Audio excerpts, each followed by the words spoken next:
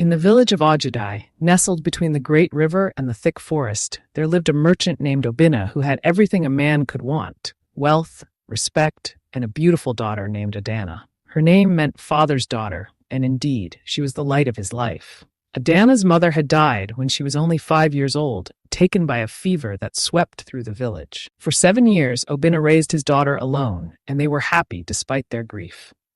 Adana grew into a lovely girl of 12, kind-hearted, intelligent, and beloved by everyone in the village.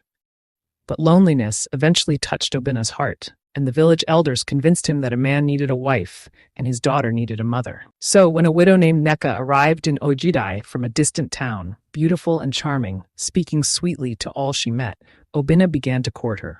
Neka had a daughter of her own, Uloma, who was the same age as Adana. But where Adana was kind and gentle, Uloma was spoiled and cruel. Where Adana worked hard and helped others, Uloma was lazy and selfish. Yet Neka hid her daughter's true nature well, and Obina, blinded by his desire for companionship, saw only what he wanted to see. They married in a grand ceremony, and at first, Neka played her role perfectly. She smiled at Adana, cooked special meals, and acted the part of a loving stepmother whenever Obina was present. But when he traveled for his trading business, which was often, her true nature emerged like a snake from tall grass. "You will sleep in the kitchen from now on," Neka told Adana the first night Obina was away. "The room is too good for a mere stepdaughter. My Uloma needs space for all her fine things." Adana, confused and hurt, obeyed. She told herself her father would make things right when he returned. But when Obina came home, Neka was all sweetness again, and Adana, not wanting to trouble her grieving father who seemed so happy to have a wife again, said nothing. Months passed, and the cruelty grew worse. Neka gave Adana all the hardest chores: fetching water from the distant river before dawn, grinding grain until her arms ached, washing clothes until her hands were raw. Meanwhile, Uloma did nothing but admire herself in the mirror and eat the best food. When Obina noticed his daughter's worn appearance, Neka would say with false concern, "Oh, husband, I try to get her to rest, but she insists on working. She says she wants to be useful. Such a stubborn girl." And because Neka spoke with tears in her eyes and Adana remained silent, not wanting to cause conflict, Obina believed his wife. The turning point came on Adana's 13th birthday. Obina had left on a trading journey that would take him away for 2 full moons. On the morning of Adana's birthday, an old woman came to their compound, bent with age and leaning on a staff. "Please," the old woman croaked, "I am hungry and thirsty. Could you spare some food and water for a weary traveler?" Neka, sitting in the shade, waved her hand dismissively. "We have nothing for beggars. Go away." But Adana, who was sweeping the compound, immediately ran to get water and brought the old woman the food she had saved for her own breakfast, a small piece of yam and some palm oil. "Bless you, child," the old woman said, her eyes sharp and knowing. "You have shown kindness when you yourself have little. This will be remembered." After the old woman left, Neka's eyes glittered with malice. "So, you give away food that I prepared? Food that your father's money bought? You think you are so kind, so generous when you give away what is not yours to give?" "Mother, I only," Adana began, but Neka slapped her hard across the face. "I am not your mother.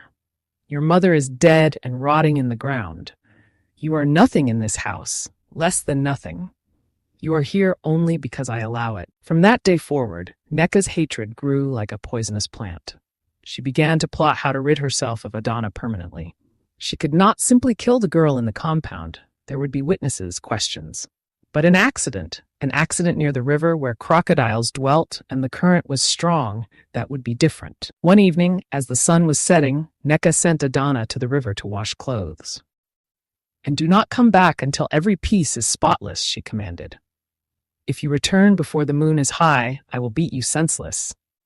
Adana gathered the heavy bundle of clothes and made her way down the path to the river. She did not see Neka following silently behind her, keeping to the shadows. At the river's edge, Adana knelt on the smooth stones and began to wash. The water was high from recent rains, flowing fast and dark. She was so focused on her work that she did not hear the footsteps behind her. Suddenly, hands shoved her hard between the shoulder blades.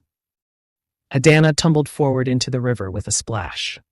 The current immediately seized her, pulling her away from the shore. She gasped, swallowing water, her arms flailing. "Help!" she cried out, but her voice was weak, and there was no one to hear except her stepmother, who stood on the bank watching with cold satisfaction. "Goodbye, Adana," Nika whispered. "The river spirits can have you." The current pulled Adana under, and the last thing she saw was the darkening sky above and Neka's silhouette turning away, walking back toward the village. But the river had other plans. Far downstream, where the water calmed and spread into a wide, peaceful pool, Adana's unconscious body washed up on a sandy bank. There, a group of women from a distant village called Nikuo were fishing. They saw the girl and pulled her from the water, turning her on her side as river water poured from her mouth and lungs. "She is alive," one woman cried. "Quickly, we must take her to Mama Nkechi." They carried Adana to the compound of Mama Nkechi, a wealthy widow who was known throughout the region as a healer and a woman of great wisdom. Mama Nkechi had no children of her own and had always wished for a daughter. For 3 days, Adana drifted between life and death, fever burning through her body. Mama Nkechi never left her side, applying herbal poultices, speaking prayers, and willing the girl to live. On the 4th day, Adana opened her eyes. "Where am I?" she whispered, her voice hoarse. "You are safe, my child," Mama Nkechi said gently. "You nearly drowned, but the river brought you to us. What is your name? Where do you come from?" Adana tried to remember, but when she thought of home, all she could see was Neka's face twisted with hatred, feel those hands pushing her into the darkness. Terror seized her. I cannot go back," she gasped. "Please, do not send me back. She will kill me." "Who will kill you?" Mama Nkechi asked. "My stepmother. She pushed me into the river. She wanted me dead." Mama Nkechi's face grew grave. "Then you will stay here with me. I will be your mother now if you will have me." "What is your name, child?" "Adana," the girl whispered. "Adana," Mama Nkechi repeated. "It means father's daughter. But from this day forward, you are also my daughter, daughter of my heart, if not my womb. When you are strong enough, you will tell me everything, and we will decide together what must be done." And so Adana stayed in Noa village, far from Ajidai. As she recovered her strength, she told Mama Nkechi everything about her mother's death, her father's remarriage, Neka's cruelty, and finally, the moment of betrayal at the river. Mama Nkechi listened with a heavy heart. "Your father must believe you are dead. He will be grieving terribly." "My father was never there," Adana said bitterly. "He was always traveling, always gone. He believed Neka's lies and never saw the truth. If he had loved me, he would have protected me." "Sometimes love is blind, child," Mama Nkechi said gently. "But that is a wound for another day. For now, you must heal, not just your body, but your spirit." The years passed, and Adana bloomed in Mama Nkechi's care. The older woman taught her everything she knew: the healing arts, the management of trade and property, the secrets of herbs and medicines, and most importantly, how to read and write, rare skills for a woman in that time. Adana proved to be a brilliant student. By the time she was 16, she was helping Mama Nkechi manage her considerable trading business. By 18, she was conducting negotiations with merchants from distant lands, and by 20, she had expanded the business threefold, earning a reputation as one of the shrewdest and fairest traders in the region. But she never forgot where she came from. She never forgot her father, though her heart had hardened toward him, and she never forgot Neka and the cold satisfaction in her stepmother's eyes as the river pulled her under. Meanwhile, in Ajadi, the story had unfolded very differently. When Adana did not return from the river that night, Neka had gone to the village, crying, claiming that Adana had run away, ungrateful child that she was. "I treated her like my own daughter," Neka wailed to the neighbors, but she was never satisfied. She always wanted more. Always complained. Tonight she said she was leaving, that she would rather live in the forest than stay here. I begged her not to go, but she would not listen. Some villagers were skeptical. They had seen how hard Adana worked, how kind she was. But Neka's tears were convincing, and there was no evidence to contradict her story. When Obinna returned from his trading journey to find his beloved daughter gone, his grief was terrible to behold. He searched for weeks, questioning everyone, following every rumor. He went to the river where Neka claimed Adana had last been seen, but found nothing. Eventually, he had to accept what seemed obvious. that his daughter had either run away or come to harm in the wilderness. His health declined rapidly. The vibrant, successful merchant became a shadow of himself, consumed by guilt and grief. He stopped traveling, stopped caring about his business. Within 2 years, he was dead, some said of a broken heart. His wealth passed to his wife Neka, who now had everything she had schemed for. She lived lavishly, she spoiled Uloma shamelessly, and she never spoke Adana's name again. But wealth gained through evil has a way of slipping through one's fingers like water. Uloma, spoiled and foolish, married a man who gambled away her dowry. Neka's trading ventures, without Obina's skill to guide them, began to fail. Within 10 years of Obina's death, much of the wealth was gone. Neka, now older and desperate to restore her fortune, made poor decision after poor decision. She borrowed money from dangerous people. She entered into risky trading partnerships, and slowly, inexorably, she fell into debt. 20 years after Adana's disappearance, Enki village was thriving, largely due to the success of Mama Nkechi's trading empire, which Adana now managed entirely. Mama Nkechi, now elderly and content, had formally adopted Adana as her heir. Adana had grown into a remarkable woman of 33. She was beautiful, but it was a beauty enhanced by intelligence, confidence, and compassion. She was wealthy beyond measure, but she used her wealth to help others, building schools, supporting widows, providing loans to young traders starting their businesses.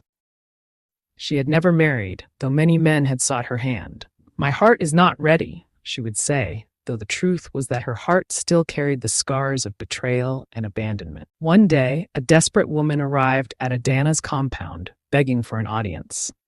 She was shown into Adana's receiving room, a beautiful space decorated with fine fabrics and carved furniture.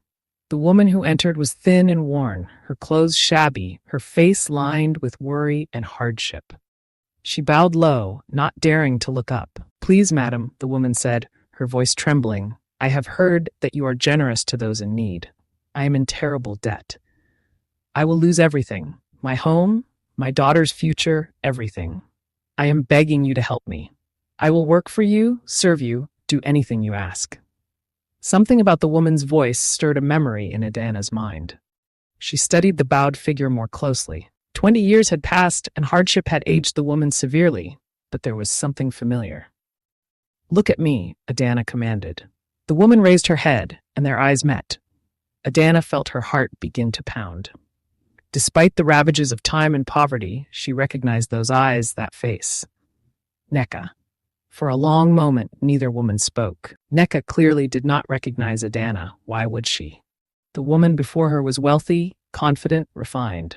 The girl she had tried to murder had been a frightened 13-year-old in rags. "Tell me your story," Adana said, her voice carefully controlled. "Where do you come from? How did you fall into this debt?" And so Neka told her tale, or at least a version of it. She spoke of her late husband Obina, a merchant from Ajadai. She spoke of his business and how she had tried to maintain it after his death, but had failed. She spoke of her daughter Uloma's unfortunate marriage and subsequent abandonment. She did not mention Adana at all. "And your husband's first wife?" Adana asked. "Did she have children?" Neka's face tightened. "A daughter, but she ran away as a child. Ungrateful creature. Broke her father's heart." "I see," Adana said softly. "And tell me, this daughter who ran away, what was her name?" "Adana," Neka said dismissively. "Why do you ask about her?" "Because," Adana said, rising from her chair, "I am Adana." The color drained from Neka's face. She staggered backward, her mouth opening and closing like a fish gasping on dry land. "No, you are dead. You drowned." I saw. She stopped, realizing what she had almost revealed. "You saw me drown?" Adana asked, her voice dangerously quiet. "How could you see that unless you were there? Unless you were the one who pushed me?" Neka fell to her knees. Please, It was a moment of madness. "I was jealous. Your father loved you so much. I wanted everything for my Uloma. I was wrong, terribly wrong. I have suffered for it. I have lost everything. Please have mercy." Adana looked down at the woman who had tried to kill her, who had stolen her childhood, who had caused her father's death through grief. She felt rage and pain and a desire for vengeance rise up in her chest like a wave. But then she thought of Mama Nkechi, who had shown her that there was another way to respond to cruelty. She thought of all the people she had helped over the years, the lives she had improved. She thought of the person she had become despite, or perhaps because of what had been done to her. "Tell me," Adana said finally, "if I help you now, will you? Tell the truth about what you did? Will you go to the elders of Ajadai and confess that you murdered me, or tried to, and let them know that I survived?" "I will," Neka said, her voice breaking. "I will confess everything. I am so sorry, Adana.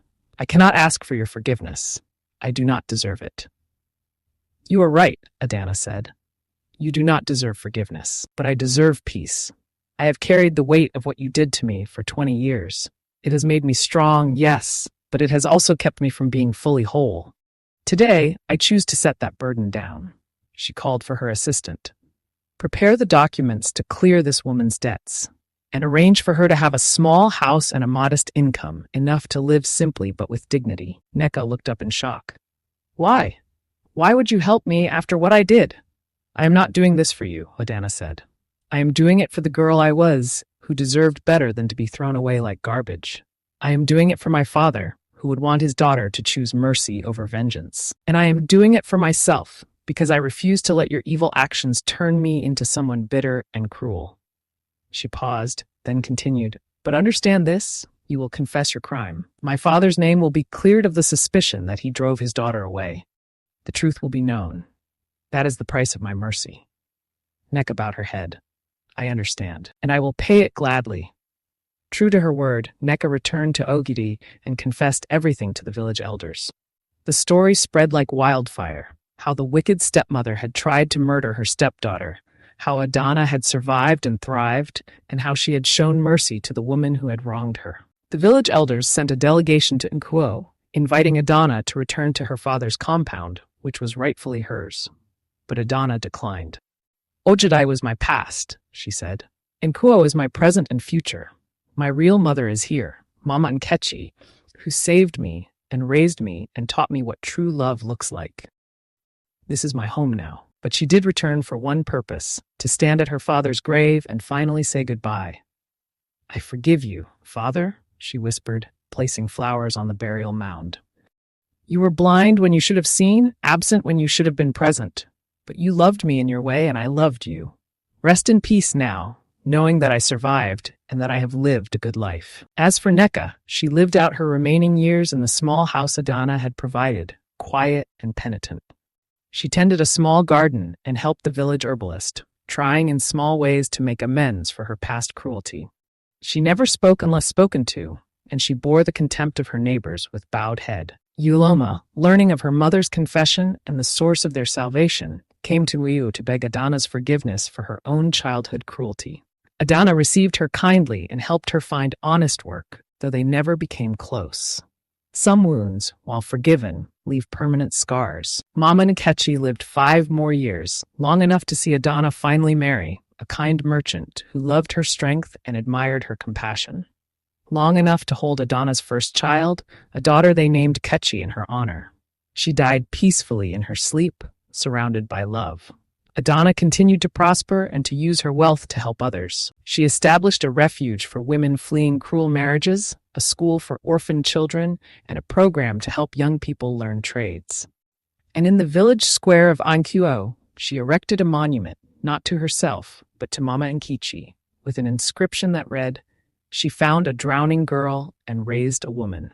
In her memory, may we all be rescuers of the lost." Years later, when Adana was an old woman surrounded by children and grandchildren, a young girl came to her asking for wisdom. The girl had been cruelly treated by family members and was full of anger and thoughts of revenge. Adana listened to her story, then said gently, "Let me tell you something I learned long ago. When someone pushes you into the river, you have 2 choices. You can drown, or you can learn to swim. And if you learn to swim, you must then decide, will you use your strength to pull others under, or will you use it to save those who are drowning as you once were?" "But what about justice?" the girl asked. "What about making them pay for what they did?" "Justice and revenge are not the same thing," Adana said. "I got my justice. My stepmother's crime was revealed, and she paid the price of public shame. But revenge would have required me to inflict suffering on her. to lower myself to her level. Instead, I chose mercy, not because she deserved it, but because I deserved to be free from hatred. She smiled and took the girl's hand. You are young and full of fire. That fire can destroy you, or it can forge you into something stronger than you ever imagined. The choice is yours. But I will tell you this, the sweetest revenge is not making your enemies suffer. It is becoming so successful, so happy, so completely whole despite what they did that their actions become meaningless. That is true victory. The girl left that day with much to think about, and in time, she too would learn to swim, to thrive, and to help others do the same. And so the story of Adana was told for generations, not as a tale of revenge, but as a story of survival, transformation, and the power of choosing mercy over hatred. It became a proverb in the villages, the river could not drown her, because she was meant to swim. For in the end, that is what Adana had done. She had been pushed into darkness, but had found her way to light. She had been cast away, but had found true family. She had been treated as worthless, but had proven her immense value. And perhaps most remarkably, she had been given the opportunity for revenge, but had chosen something better, a life lived well, with compassion, purpose, and peace. That, the storytellers would say, is the mark of true strength. Not the power to hurt those who hurt you, but the power to rise above hurt and become something beautiful despite it. Moral of the story: an evil may prosper for a time, but goodness endures forever. The one who shows mercy receives mercy. The one who chooses forgiveness over revenge finds peace. And the one who uses their suffering as a foundation for growth, rather than an excuse for bitterness, will build something more lasting than any revenge could ever provide.